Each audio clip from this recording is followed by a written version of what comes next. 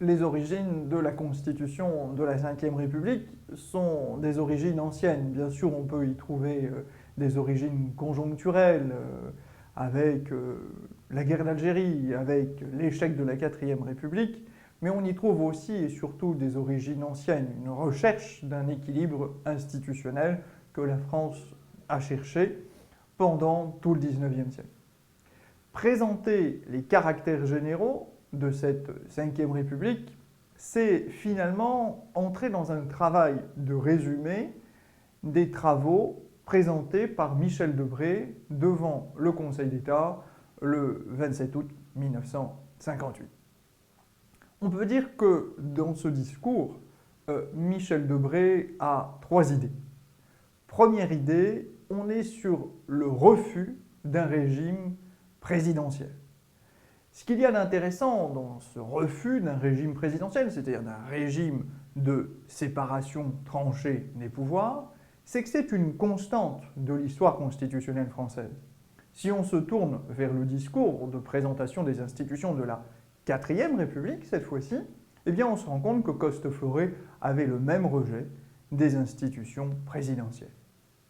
Deuxième idée qu'il faut avoir, c'est qu'il y a un rejet du régime d'assemblée. Rejet du régime d'assemblée, c'est-à-dire rejet d'une omnipotence de l'Assemblée et du déséquilibre institutionnel qui avait conduit à l'effondrement, respectivement, de la Troisième et de la Quatrième République. Troisième idée, qui est largement développée par Michel Debré dans ce discours, c'est qu'il faut mettre en place un authentique régime parlementaire. Un authentique régime parlementaire, c'est-à-dire un régime fondé sur un équilibre entre le pouvoir exécutif et le pouvoir législatif.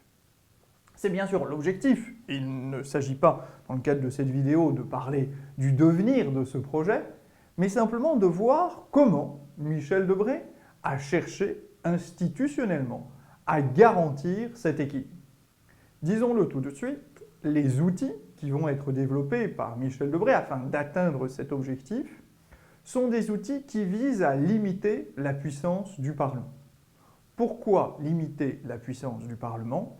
Tout simplement parce que sous la Troisième, comme sous la Quatrième, on avait assisté à cette fameuse omnipotence du Parlement, ou pour reprendre la formule de Karine Malmer, à ce parlementarisme absolu.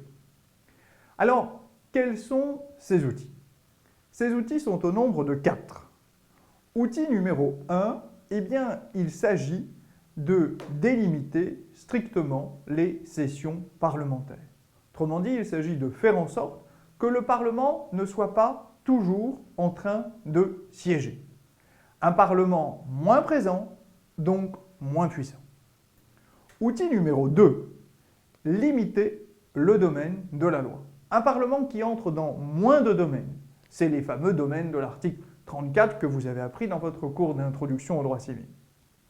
Un Parlement qui s'occupe de moins de matière, donc moins puissant.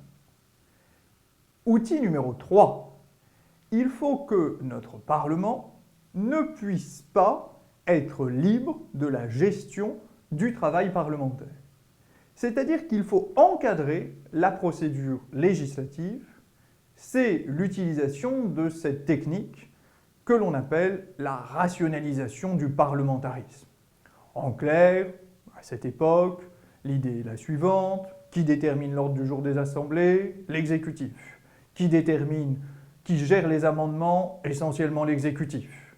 Qui peut forcer le Parlement à adopter une loi, le cas échéant sans vote? L'exécutif. Cet outil numéro 3, qu'on appelle la rationalisation du parlementarisme, est bien sûr extrêmement puissant, mais il n'est pas nouveau. Il avait déjà été utilisé sous la Quatrième République, mais il n'avait pas porté ses fruits, et je dirais même qu'il s'était retourné contre l'exécutif. C'est pour ça que le quatrième outil est absolument indispensable. Ce quatrième outil n'est rien d'autre que la création d'un Conseil constitutionnel qui aura en charge de veiller au respect de la Constitution. Il sera ce canon braqué sur ce Parlement, il sera ce chien de garde de l'exécutif, et il aura vocation à veiller à ce que ces mécanismes soient effectivement respectés. Très tôt, comme le relève Philippe Lauveau dans un de ses commentaires, le Conseil constitutionnel se montrera un gardien intransigeant à l'égard du Parlement. Il suffit de penser à la décision règlement de l'Assemblée nationale de 1959.